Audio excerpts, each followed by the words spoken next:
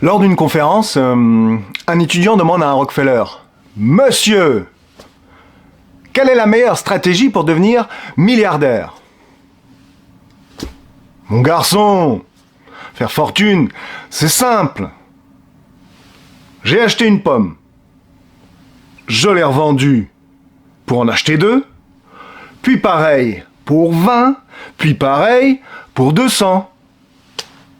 Génial, monsieur. Et après? Après, j'ai hérité de 500 millions de dollars et c'est là que tout a démarré pour devenir milliardaire. S'ensuit quelques rires pincés dans l'assemblée, et pourtant, faut reconnaître, la réponse était sincère. Mais c'est vrai aussi que dans la salle, la plupart des cerveaux présents ont entendu: Fiston, tu toucheras pas au Grisby. La moula, c'est pas pour toi. Toutefois, il y avait autre chose à entendre. Pour devenir milliardaire, faut déjà être millionnaire. 80% des 147 milliardaires français sont des héritiers. En plus de tout le reste, faut aussi de la chance pour ça. Millionnaire, sonnant et trébuchant, c'est palpable, de pragmatisme, par l'action et la détermination de tout faire pour. C'est comme le bonheur. C'est pas un état constant, c'est la conséquence d'une action. 88% des millionnaires sont des autodidactes. Ça veut dire qu'on leur a pas donné les clés, ils ont dû péter un carreau pour sortir de leur voie toute tracée et s'autoriser à suivre leur ligne de mire. C'est un peu comme une balle tirée en l'air. Elle sait pas encore à quoi elle sert, mais par contre, elle sent qu'en bas, il y a de la joie.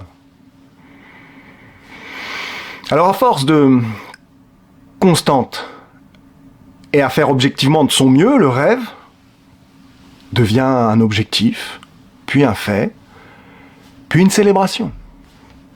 Sachez que là, tout de suite, maintenant, 10% de la population française déclare et possède 720 000 euros de patrimoine. Financier, foncier, immobilier. Vous validerez tous, mais tous qu'on fait tous statistiquement partie de 10% de quelque chose. Alors, qu'est-ce qui vous pourrait vous empêcher, là, de votre vivant, d'être un membre de ce cercle? Celui qui remet sa tournée sans compter quand il quitte le PMU. Qu'est-ce qui vous en empêche? C'est ma question. L'univers, les autres, le monde, vous? Souvent c'est nous. Enfin, notre parcours de vie. Le fait d'être pas bien né et de n'avoir pas appris que c'était possible de vivre sans compter. Pourtant, ce statut-là, cette condition, ce succès, ça requiert aucun coup d'éclat. Hein. Alors on va pas se mentir. Ça se fait pas comme ça. Non plus. Il y a des moments de joie, il y a des moments de labeur, dans l'action, dans l'effort, il y a des moments d'échec, des moments d'épuisement, et puis on rebondit, on recommence. Et ça se fait. Millionnaire, c'est aussi une allégorie, c'est un état d'esprit. C'est aussi une métaphore qui consiste à exprimer le fait que nous cherchons tous, mais tous, à être libres, à nous défaire de nos chaînes, de nos contraintes, de nos tensions physiques, mentales, émotionnelles. Nous voulons tous, mais vraiment tous, jouir de cette autonomie, de cette émancipation retrouvée, de cette indépendance financière qui permet de faire et qui permet de nous défaire de certaines situations.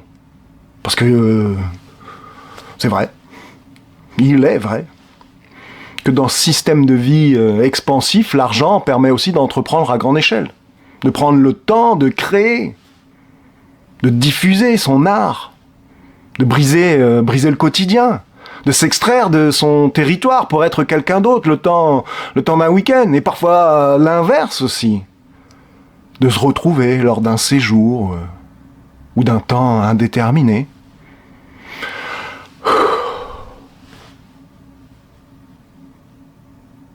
Ce que vous vivez là, ce que vous vivez actuellement, est-ce que ça vous semble suffisant, cohérent avec ce que vous décidez de mériter?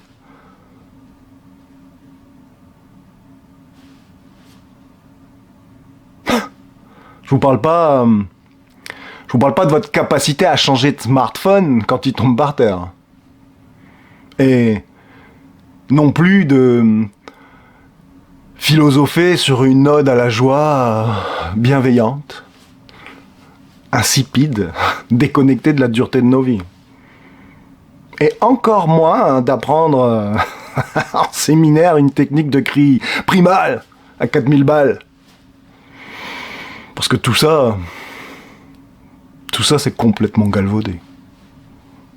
Ça vous coûtera moins cher d'acheter une bonne bouteille de vin et de la déguster avec les gens que vous aimez. C'est comme si j'essayais de vous faire croire que millionnaire, c'est juste financier. C'est matériel et c'est immatériel. Ça consiste aussi à exprimer une pensée sous une forme imagée, afin de comprendre qu'il existe un état d'esprit. Une position haute ou une position basse, selon vos représentations, qui permet d'être épanoui durant ce temps de vie, dans des activités professionnelles et personnelles, dans une vie de tous les jours, ou votre vie de tous les jours en somme. Heureux, détaché. Alors ça veut pas dire tout contrôler ou s'en foutre de tout, parce que on peut pas tout rationaliser dans une vie non numérique. Puis on est des êtres holistiques, pleins et entiers, où tout notre monde profond est aussi dans un tout extérieur à soi. Ah ouais, parce que c'est aussi hors de soi qu'on apprend à être un être libéré. Dans l'action, dans les choses, avec les autres. Un être en bonne santé physique et mentale, capable de vivre une vie amoureuse, une vie familiale harmonieuse, une vie relationnelle pleine et entière. Et tout ça, c'est atteignable. C'est atteignable en fait, en ressenti, en émotion, en croyance, en bien, en patrimoine, en cash, en EFT, en crypto et en santé physique et mentale. Comment ? On va reprendre des termes employés. Par la croissance et la connaissance de soi, ou la croissance de la connaissance de soi, de ses potentiels et de ses limites, et aussi du pouvoir de dire non, et aussi au pouvoir de dire oui, et aussi au pouvoir de dire je veux faire, je veux être, et ça démarre aujourd'hui. Et c'est là que moi j'interviens auprès de vous. Parce que c'est mon travail, c'est mon job de vous conduire jusqu'à ce déclic. Puis, de vous assister dans cette sortie de rail, voulue et contrôlée, jusqu'à expérimenter d'autres formes d'énergie, d'autres moteurs. On met l'énergie fossile de côté. Et on invente ensemble, je sais pas, des coussins d'air ou des guides électromagnétiques qui permettent d'aller encore plus loin avec cette locomotive qu'est votre vie. Encore plus légèrement, pour vous permettre de vous libérer de tout ce qui vous empêche, de tout ce qui vous éloigne de votre premier million. Million de tout ce que vous voudrez d'ailleurs, parce que vous le savez bien, dans d'autres cultures, le PIB il se mesure également en bonheur. Alors, oui, c'est mon métier de vous coacher, avec expertise et engagement. Et mon propos, c'est pas de vous faire prendre une douche glacée chaque matin. Ça réveille. Et puis ça caille aussi. Hein.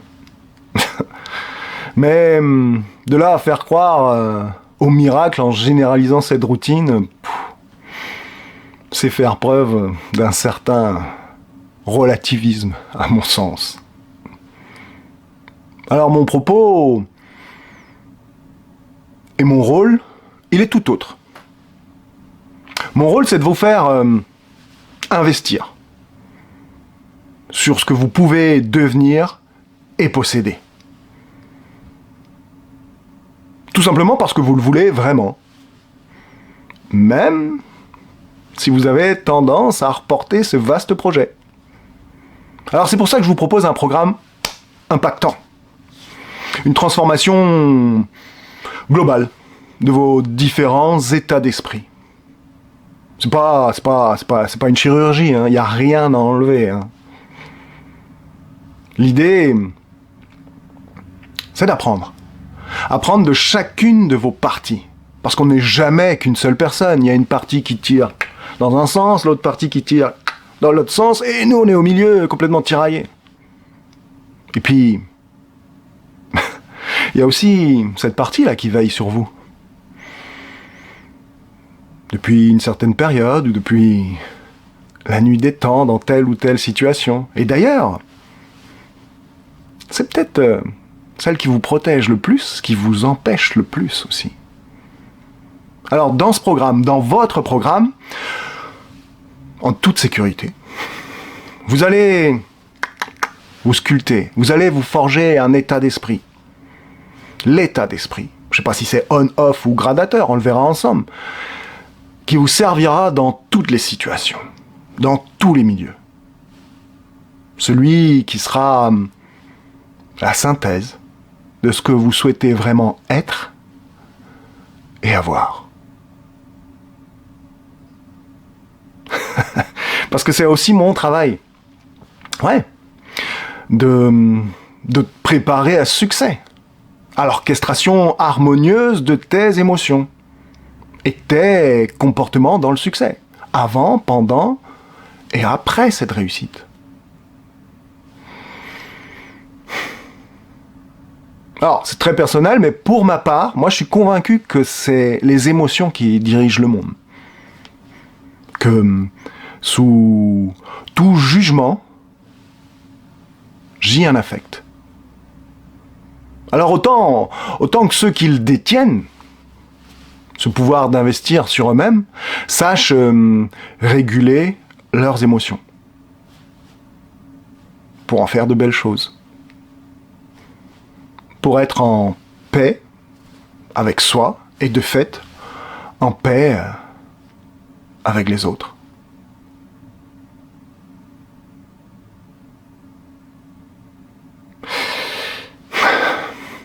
Alors moi je vous le déclare haut et fort.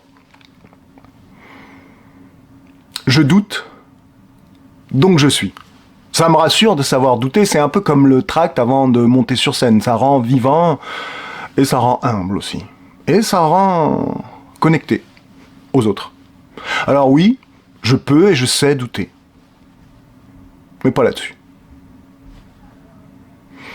Par expérience, j'ai foi en mes capacités. À te conduire et à te guider jusqu'à ton fort intérieur. Jusqu'à ton incroyable potentiel. À être et à avoir ce que tu mérites par tes efforts constants. Alors ça fait des années que je m'exerce, que je fais des recherches, que j'expérimente toutes les techniques, toutes celles que j'ai pris le temps de rencontrer et d'épouser. J'étais déjà bon en accompagnement, en transmission pédagogique, en sculpteur de pépites, en coaching.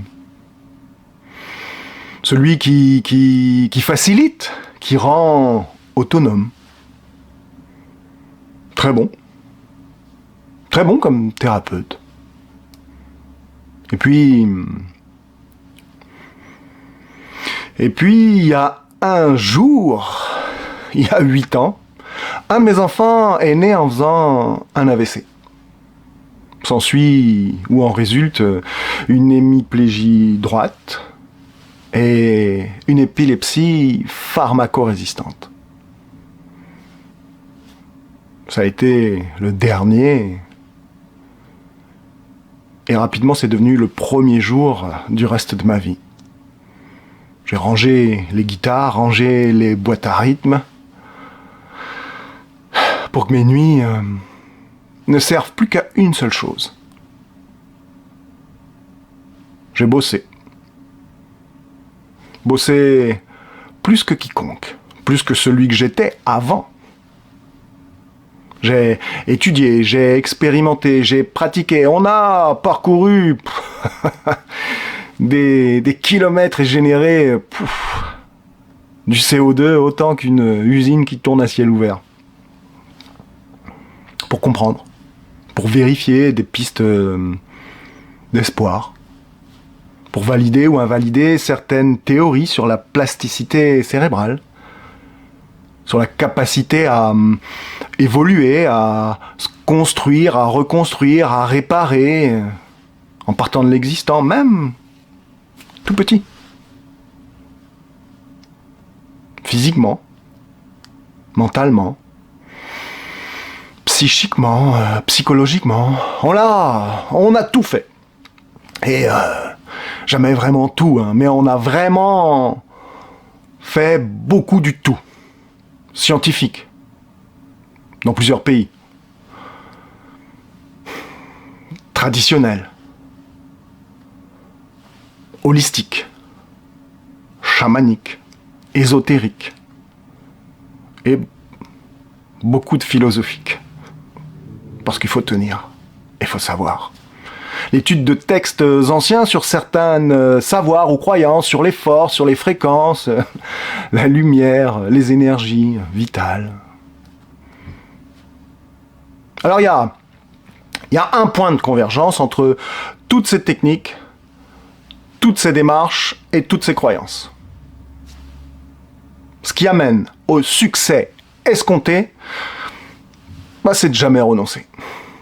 Vous, moi, elle, lui, jamais renoncer. Et c'est pas des mots jetés dans le vide comme un boomerang qui te revient à la tronche par, pression supplémentaire d'obligation de réussite. Vous l'avez tous entendu à différentes périodes ou pendant les Jeux. Surtout paralympiques. Ce que je suis ne détermine pas ce que je peux être et ce que je peux avoir dans cette vie, dans ma vie, dans tous les domaines de ma vie. Alors qu'est-ce que vous voulez vraiment ? Comme dit Ben, plonger dans le handicap, c'est une chance de bâtard. C'est comme atterrir dans un autre espace-temps, une autre dimension. C'est comme un trip au LSD ou sous champignon magique qui t'ouvre une autre conscience au monde. Tous les jours et toutes les nuits aussi. Parce que 24 heures, parfois c'est un peu court. Je remercie cet enfant d'avoir été, je préférais dire d'avoir contribué, mais c'est d'avoir été ce déclic, mon déclencheur pour être un adulte meilleur, pour me permettre d'avoir faim et d'avoir soif de savoir, et de continuer, même avec le dos cassé, même à genoux, à jamais lâcher l'affaire, à avoir envie, d'avoir envie. C'est plus qu'une pulsion, hein. Avoir envie de traiter toutes ces informations. Plus que pour toute une vie, d'ailleurs. D'où le jour et les nuits. toutes ces acquisitions à prioriser, à ordonner, à hiérarchiser, à digérer, à maîtriser et à retransmettre. Ça me passionne et ça me fait grandir comme aucune autre période de ma vie. Apprendre tant de choses par nécessité impérieuse, mais également les relier à du plaisir réel et tangible. Maintenant, mon positionnement là-dessus, c'est vrai qu'il est très enrichissant de s'inspirer de tous ces courants constitutifs à l'évolution et aux connaissances humaines. Je dis même, je le dis, qu'il est fondamental de s'appuyer sur ce qui agit sur le plus grand nombre. Un discours un peu plus scientifique. Ce qui est démontré par les sciences. Par l'expérience d'être soi en action dans un tout avec les autres. Mais j'exprime également, sans le mais d'ailleurs, qu'il nous faut aussi rester ouverts à ce qui n'est pas encore démontré. Il y a bon nombre d'esprits et de corps qui sont un peu plus singuliers que les autres, et heureusement. Et c'est vrai que si on sait leur apporter le souffle, l'essence et l'écoute qu'il leur faut, les limites, elles s'étiolent complètement, laissant apparaître une nouvelle alchimie des possibles. C'est comme pour toi. Comme pour toi. Parce que toi aussi, t'as ce petit truc en plus à ta façon. Et alors, c'est pour ça que je réadapte chaque concept générique en une formule intégrative, au service de ta singularité, à ce que tu veux vraiment atteindre, objectivement. Alors c'est pour ça que mon cabinet s'appelle « D'ici les rêves rebondissent ». C'est un lieu qui est sans dogme, sans solution miracle, sans prêt-à-penser. C'est un lieu d'engagement. Parce que l'engagement, c'est ce qui transforme une promesse en réalité. Individuelle et collective. Alors ce programme, je le veux impactant. C'est la proposition d'un triptyque penser, être, faire, avoir. 3 parties complètement distinctes, mais qui permettent de plonger en profondeur dans les intrigues de ta vie. Une véritable trilogie cinématographique. Un formidable moyen de créer un monde de rêve, d'y rentrer et d'en extraire ce que tu veux ramener dans ce monde en 3 dimensions. Parce que tu sais, la théorie, elle a besoin d'imagination, et le plus souvent, une expérience, elle a besoin d'hypothèses. Peut-être même de plusieurs hypothèses. La vie, quoi. Tout simplement. Alors, c'est vrai, c'est un programme ajusté. Ajusté comme un tailleur haute couture. D'ailleurs, Kemener, c'est mon nom de famille. En langue bretonne, ça veut dire l'araignée couturière qui tisse sa toile. Dans ce programme, tantôt je serai coach, tantôt thérapeute, tantôt formateur et tantôt mentor. C'est un programme complet, éprouvé, intense aussi. C'est une donnée à prendre en compte. Ça peut chambouler. Mais rien de grave. Rien de grave, faut juste laisser passer, prendre un peu de hauteur et changer d'angle de vue.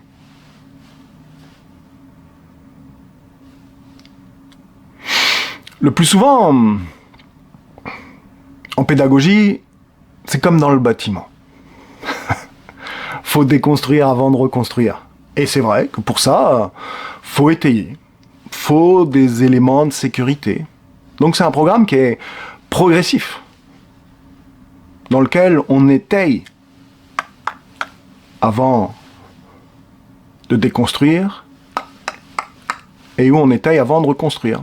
Il est démontré en sciences cognitives, en neurosciences, que la densité, l'intensité sont des facteurs constitutifs à la création de cette matière blanche-là.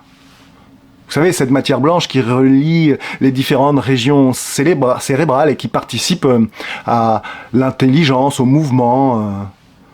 Ce programme, c'est aussi la capacité d'atteindre cette dynamique. Et pas seulement de travailler sur les effets, sur les symptômes limitants, mais plutôt sur ce qu'on veut vraiment atteindre. C'est un engagement de réussite, le tien, le mien. En prenant notre temps. Parce que prendre notre temps, c'est bien, mais qui a le temps de perdre son temps de vie? Qui a le temps? Memento mori, tu connais? C'est ce décompte-là du reste de ta vie. Laisse-moi te rappeler la fragilité de ton existence. Et à l'esprit, à la pensée, que tu meurs chaque jour. Alors, n'oublie jamais de vivre. Pourquoi attendre? Pourquoi espérer gagner au loto sans y jouer? Pourquoi compter sur la chance en y jouant? L'espoir. L'espoir, c'est quelque chose de grand, de très grand, l'espoir. Par contre, espérer dans l'immobilité, à mon sens, c'est aimer souffrir. C'est s'autoriser à souffrir. Faire, se mettre en mouvement, c'est déjà la moitié de réussir, comme disent les sages.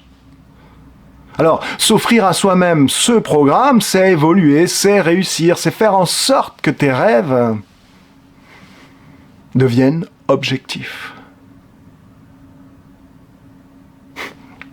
La vie, c'est une promesse d'évolution. Alors, moi je te propose de libérer ton élan vital une fois pour toutes. Je m'appelle Gwen Kemener.